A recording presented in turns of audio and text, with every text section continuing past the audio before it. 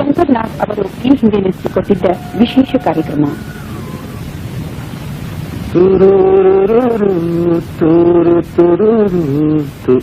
ಅರೆ ಕ್ಷಮಿಸಿ, ನಿಮ್ಮ ಕಡೆ ಗಮನ ಹರಿಲಿಲ್ಲ. ಅಂದ್ರೆ ನಿಮ್ಮ ರೇಡಿಯೋ ಟ್ರಾನ್ಸಿಸ್ಟರ್ ಆನ್ ಆಗಿರ್ಬೋದು ಅಂತ ಯೋಚನೆನೇ ಬರ್ಲಿಲ್ಲ ನೋಡಿ. ಅದಕ್ಕೆ ನನ್ನ ಪಾಡಿಗಿಲ್ಲ ಅಲ್ಲ ಅಂತ ಬೇಸರವಾಗಿ ಆಡ್ತಾ ಇದ್ದೆ. ತಿರ್ಗಾ ಕ್ಷಮಿಸಿ. ನಾನು ಇದೆಲ್ಲ ನನ್ನ ಪರಿಚಯ ಮಾಡ್ಕೊಳ್ದೇನೆ ಮಾತಾಡ್ತಾ ಇದ್ದೀನಿ. ಈಗ ನಿಮ್ಮಲ್ಲಿ ಯಾರಾದ್ರೂ ಹೇಳ್ಬಹುದು, ಪರಿಚಯದಲ್ಲಿ ಏನಿದೆ ಮಹಾರಾಯ ಅಂತ. ಇದೆ ಸರ್. ಪರಿಚಯ ಆದ್ರೆ ನಾವು ನೀವು ಪರಸ್ಪರ ಹತ್ರ ಆಗ್ತೀವಿ. ಅಂದ್ರೆ ನನ್ನ ಮಾತು ಕೇಳಿದ್ರೆ ನಿಮಗೆ ಅಥವಾ ನಿಮ್ಮ ಮಾತು ಕೇಳಿದ್ರೆ ನನಗೆ ಒಂಥರ ಅನುಕಂಪ ಪೂರಿತವಾದ ವಾತಾವರಣ ನಿರ್ಮಿತವಾಗುತ್ತೆ. ಅದಕ್ಕೆ ಪರಿಚಯ. ನನ್ನ ಹೆಸರು ನಾಗರಕಟ್ಟೆ ಶಂಕರ ಉರ್ಫ್ ಶಂಕರ್ ನಾಗ್ ಅಂತ. ನಮಸ್ಕಾರ. ಬಹಳ ದಿನಗಳಾದ್ಮೇಲೆ ನಿಮ್ಮನ್ನು ಭೇಟಿ ಮಾಡ್ತಾ ಇದ್ದೀನಿ. ಆದ್ರೆ ಏನ್ ಮಾಡೋದು ಪ್ರಿಯ ಅಭಿಮಾನಿಗಳೇ, ಕೆಲಸ ಅಂತ ಊರೂರು ಸುತ್ತೋದೇ ಆಯ್ತು ವಿನ ಆಲ್ ಇಂಡಿಯಾ ರೇಡಿಯೋ ಸ್ಟೇಷನ್ ಹತ್ರ ಬರೋಕ್ಕೆ ಆಗ್ಲಿಲ್ಲ. ಅಂತೂ ಇವತ್ತು ತಮ್ಮೆಲ್ಲರ ಹತ್ರ ಮಾತಾಡೋ ಯೋಗ ಆಯ್ತು, ಅದಕ್ಕೆ ಹಾಜರಾಗಿದ್ದೀನಿ. ನೋಡಿ ಸ್ವಾಮಿ, ನಾವು ಹೀಗಿರೋದಕ್ಕೆ ಕಾರಣ ಒಂದಾನೊಂದು ಕಾಲ. ಅಂದ್ರೆ ಗಿರೀಶ್ ಕಾರ್ನಾಡ್ ಅವರ ಚಿತ್ರ ಒಂದಾನೊಂದು ಕಾಲದಲ್ಲಿ. ಆ ಒಂದಾನೊಂದು ಕಾಲದಲ್ಲಿ ಅಂದ್ರೆ ಆ ಸಿನಿಮಾದಲ್ಲಿ ಕೆಲಸ ಮಾಡೋ ಅವಕಾಶ ಸಿಗೋ ಮುಂಚೆ ನಾನು ಬಹಳಷ್ಟು ನಾಟಕಗಳಲ್ಲಿ ಕೆಲಸ ಮಾಡ್ತಾ ಇದ್ದೆ. ಪಾತ್ರ, ನಿರ್ದೇಶನ, ಲೈಟಿಂಗು, ಬ್ಯಾಕ್ ಸ್ಟೇಜು ಎಲ್ಲ. ಬ್ಯಾಂಕಲ್ಲಿ ನೌಕರಿನೂ ಮಾಡ್ತಾ ಇದ್ದೆ. ಮ್ಯಾನೇಜರ್ ಅಲ್ಲ, ಅಕೌಂಟೆಂಟ್ ಅಲ್ಲ, ಓಸಿ ಆಗಿ.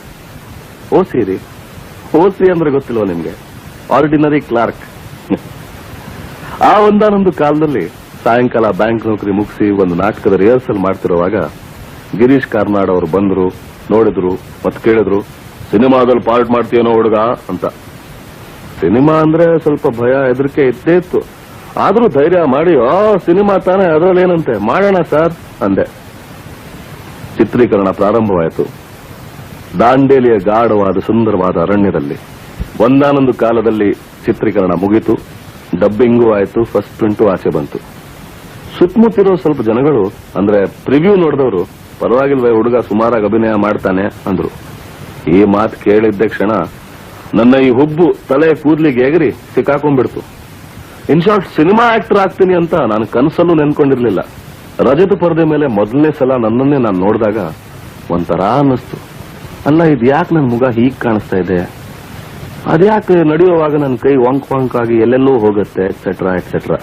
ಇಂಥ ಯೋಚನೆ ಇರುವಾಗ ಅಬ್ಬಯ್ಯ ನಾಯ್ಡು ಅವ್ರ ಕಣ್ಣು ನನ್ನ ಮೇಲೆ ಬಿತ್ತು. ಮತ್ತೆ ಸೀತಾರಾಮು ಈ ಚಿತ್ರದಲ್ಲಿ ಅಭಿನಯ ಮಾಡಕ್ಕೆ ಅವ್ರು ದೊಡ್ಡ ಮನಸ್ಸು ಮಾಡಿ ನನ್ಗೊಂದು ಅವಕಾಶ ಕೊಟ್ಟು. ಮೊದಲನೇ ದಿನ ಚಿತ್ರೀಕರಣಕ್ಕೆ ಹೋದ್ರೆ ನನ್ನ ಹೃದಯ ಅಲ್ಲೇ ನಿಂತು ಬಿಡ್ತು. ಯಾಕಂದ್ರೆ ಮೊದಲನೇ ದಿನವೇ ಈ ಹಾಡಿನ ಚಿತ್ರೀಕರಣ ಮುಗಿಯುವಷ್ಟರಲ್ಲಿ ನಿಂತು ಹೋಗಿರೋ ನನ್ನ ಹೃದಯ ಆಚೆನೆ ಬಂದ್ಬಿಡ್ತು ಅಂದ್ರೆ ಅತಿಶಯೋಕ್ತಿ ಆಗ್ಲಾರ್ದು. ಯಾಕೆಂದ್ರೆ ಚಿತ್ರೀಕರಣದ ಮುಂಚೆ ನಾನು ಎಲ್ಲೂ ಸ್ಕ್ರೀನ್ ಮೇಲೆ ಹಾಡಿರ್ಲಿಲ್ಲ. ಡಾನ್ಸ್ ಅಂದ್ರೆ ಏನು ಅಂತ ಅದಕ್ಕೆ ಮುಂಚೆನೆ ಗೊತ್ತಿರ್ಲಿಲ್ಲ. ಡೈರೆಕ್ಟರ್ ಸೋಮಶೇಖರ್ ಅವರು, ಡಾನ್ಸ್ ಮಾಸ್ಟರ್ ಉಡುಪಿ ಜಯರಾಮ್ ಅವರು ಆಕ್ಷನ್ ಅಂದ್ರು, ದಿದಿತೈ ಸ್ಟೆಪ್ ಹಾಕೋ ಅಂದ್ರು. ನಾನು ಪ್ರಯತ್ನ ಮಾಡಿದೆ. ಆದ್ರೆ ಕೈ ಬರ್ಬೇಕಾದ ಜಾಗದಲ್ಲಿ ಧೀ ಬರ್ತಾ ಇತ್ತು, ಕಾಲ್ ಸರಿ ಬಿದ್ರೆ ಕೈ ಎಲ್ಲೆಲ್ಲೂ ಹೋಗ್ತಾ ಇತ್ತು. ಕೊನೆಗೆ ಸುಸ್ತಾಗಿ ಒಂದ್ ಮೂಲೆಯಲ್ಲಿ ಹೋಗಿ ಸಿಗರೆಟ್ ಸೇರ್ತಾ ಕೂತ್ಕೊಂಡ್ಬಿಟ್ಟೆ. ಆಗ ಆ ಚಿತ್ರದ ನಾಯಕಿ ಮಂಜುಳಾ ಬಂದ್ರು, ಧೈರ್ಯ ಕೊಟ್ರು. ಮೊದಲನೇ ಸಲ ಆಗತ್ತೆ ಬಿಡಿ, ನನ್ ಜೊತೆ ಎಲ್ಲ ಸ್ಟೆಪ್ ಒಂದ್ಸಲ ನೀವು ಹಾಕಿ ನೋಡಿ, ಎಲ್ಲ ಸರಿ ಹೋಗುತ್ತೆ, ಬನ್ನಿ ಅಂದ್ರು. ಅವರ ಆ ಪ್ರೋತ್ಸಾಹ, ಆ ಸಹಾಯ ನಾನು ಎಂದೂ ಮರೆಯೋ ಹಾಗಿಲ್ಲ. ಆ ಚಿತ್ರ ಬಿಡುಗಡೆ ಆದ ನಂತರ ಮಂಜುಳಾ ಅವ್ರ ಜೊತೆಲಿ ಎಷ್ಟೋ ಚಿತ್ರಗಳಲ್ಲಿ ಅಭಿನಯಿಸುವ ಅವಕಾಶ ನನಗೆ ಸಿಕ್ತು. ಆದ್ರೆ ಇವತ್ತು ದುಃಖ ಒಂದೇ, ಈ ಒಳ್ಳೆ ಕಾಲ ಜೊತೆಯಲ್ಲಿ ಕಳೆಯೋಣ ಅಂದ್ರೆ ಮಂಜುಳಾ ಅವರು ನಮ್ಮ ಜೊತೆಲಿಲ್ಲ. ಕೆಲವು ಸಲ ಮಂಜುಳಾ ಅಂತ ಒಳ್ಳೆ ನಟಿ ಇವತ್ತು ಇಲ್ಲ ಅಂತ ನಂಬೋಕೆ ಆಗಲ್ಲ. ಆದ್ರೆ ಜೀವನ ಇರೋದೇ ಹೀಗೆ ಅನ್ಸುತ್ತೆ. ಈ ಜೀವನ ಅನ್ನೋದು ನೂರಾರು ಬಣ್ಣಗಳ ಕೂಡಿ ಎಷ್ಟು ವಿಶಾಲ ಅನ್ಸುತ್ತೆ, ಅಷ್ಟೇ ಸಂಕುಚಿತ ಆಗ್ಬಿಡುತ್ತೆ. ಒಮ್ಮೆ ತಂಪಾಗಿ ಉದ್ದವಾಗಿ ಕಾಣಿಸೋ ಮೆತ್ತನೆ ಹಾಸಿಗೆ ಕ್ಷಣಗಳಲ್ಲಿ ಸುರುಳಿಯಾಗಿ ಗತಕಾಲಕ್ಕೆ ಹೋಗಿ ಕೂತು ಬಿಡುತ್ತೆ.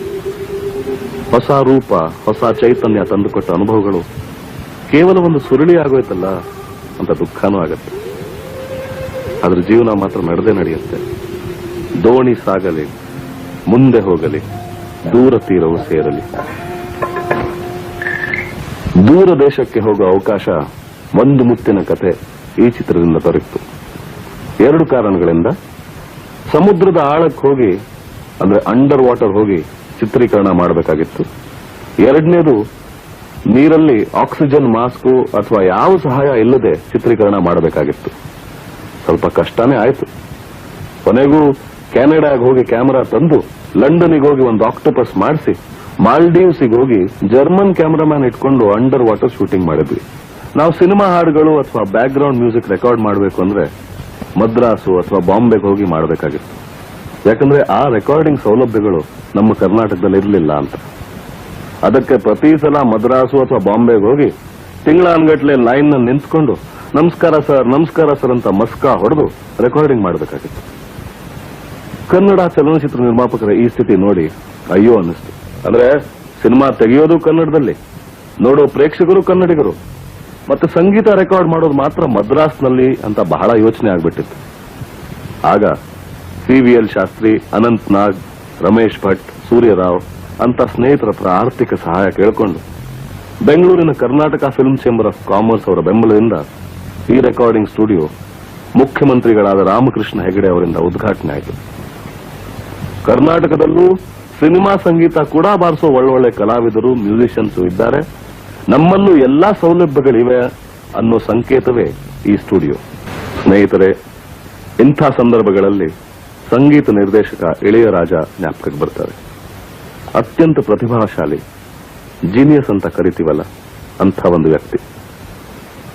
ಅವರ ಸಂಗೀತನ ಜಗತ್ತೇ ಬೇರೆ, ಆ ಠೇಕಾನೇ ಬೇರೆ, ಆ ಲಹರಿನೇ ಬೇರೆ. ಅವ್ರ ಜೊತೆಲಿ ಮ್ಯೂಸಿಕ್ ಕಂಪೋಸಿಂಗ್ ಕೂತ್ಕೊಂಡ್ರೆ ಸಮಯ ಹೇಗೆ ಕಳೆಯುತ್ತೆ ಅಂತ ಲೆಕ್ಕನೇ ಇರೋದಿಲ್ಲ. ಯಾವ್ದಾದ್ರೂ ಒಂದು ಸನ್ನಿವೇಶಕ್ಕೆ ಒಂದು ಟ್ಯೂನ್ ಕೇಳಿದ್ರೆ 8-9 ಟ್ಯೂನು ಚಿಟ್ಕೆ ಹೊಡೆಯುವಷ್ಟರಲ್ಲಿ ರೆಡಿ ಮಾಡಿಬಿಡ್ತಾರೆ. ಒಂದಕ್ಕಿಂತ ಒಂದು ಟ್ಯೂನು ಅಂದವಾಗಿರುತ್ತೆ, ಸೊಗಸಾಗಿರುತ್ತೆ.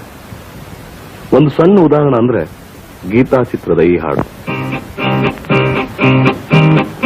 ಹೌದು, ಜೊತೆಲೇ ಇರೋಣ ಅಭಿಮಾನಿಗಳೇ, ಯಾವಾಗಲೂ ಹೀಗೆ ಜೊತೆಲೇ ಇರೋಣ. ಆದ್ರೆ ಇದಕ್ಕೆ ನಿಮ್ಮ ಸಹಕಾರ, ಸಹಯೋಗ ಅತ್ಯಗತ್ಯ. ಅಂದ್ರೆ ನನ್ನ ಸಿನಿಮಾ ಬಿಡುಗಡೆ ಆದ್ಮೇಲೆ ದಯವಿಟ್ಟು ನನಗೊಂದು ಸಣ್ಣ ಪತ್ರ ಬರೀರಿ. ಅಂದ್ರೆ ಸುಮ್ಮನೆ ಉಪಚಾರಕ್ಕಲ್ಲ, ಏನಿಷ್ಟ ಆಯ್ತು ಕಿನ್ನ ಏನಿಷ್ಟ ಆಗ್ಲಿಲ್ಲ ಅಂತ ಒತ್ತು ಬರೀರಿ. ನನ್ನನ್ನು ದಯವಿಟ್ಟು ತಿದ್ದುಪಡಿಸಿ. ಈ ಕಾರ್ಯಕ್ರಮ ಕೇಳಿದ ನಂತರವೂ ಏನನ್ನಿಸ್ತು ಅಂತ ಒಂದು 2 ಲೈನ್ ಬರೀರಿ. ನಾನು ಧ್ವನಿ ಆಗುತ್ತೆ. ಮತ್ತೆ 28% ರಸ್ತೆ ಬೆಂಗಳೂರು 1. ದಯವಿಟ್ಟು ಬರೀರಿ ಅಥವಾ ಬನ್ನಿ, ನನ್ನ ಬಾಗಿಲು ಸದಾ ತೆರೆದೇ ಇರುತ್ತೆ. ಅಯ್ಯಯ್ಯೋ, ಕಾರ್ಯಕ್ರಮ ಮುಗಿಯೋ ಸಮಯ ಹತ್ರ ಬರ್ತಾ ಇದೆಯಲ್ಲ, ಸಮಯ ಇಷ್ಟು ಬೇಗ ಕಳೆದೋಯ್ತಲ್ಲ ಅಂತ ದುಃಖನೂ ಆಗ್ತಾ ಇದೆ. ಆದ್ರೆ ಏನ್ ಮಾಡೋದು ಹೇಳಿ, all good things must come to an end ಹೇಳ್ತಾರಲ್ಲ ಹಾಗೆ. ಸ್ನೇಹಿತರೆ, ಈ ಕಾರ್ಯಕ್ರಮ ನಿಮ್ಮೆಲ್ರಿಗೂ ಇಷ್ಟ ಆಗಿದೆ. ನಿಮ್ಮ ಸಹಕಾರ, ಬೆಂಬಲ ನನ್ನ ಮೇಲೆ ಸದಾ ಇರುತ್ತೆ ಅಂತ ನಾನು ನಂಬಿಕೊಂಡಿದ್ದೀನಿ. ಅಂದ್ರೆ ನಾನು ಹೇಗೆ ಇದ್ರು, ಅಂದ್ರೆ ಕೋಪ, ತಾಪ, ಪ್ರೇಮ, ಈಗು ಎಲ್ಲ ಇದೆ ನನ್ನಲ್ಲಿ. ಆದ್ರೆ ದಯವಿಟ್ಟು ನನ್ನನ್ನು ಸ್ವೀಕರಿಸಿ, ಯಾಕಂದ್ರೆ ಬೇರೆ ದಾರಿನೇ ಇಲ್ಲ. ನಮಸ್ಕಾರ, ಬರ್ತೀನಿ.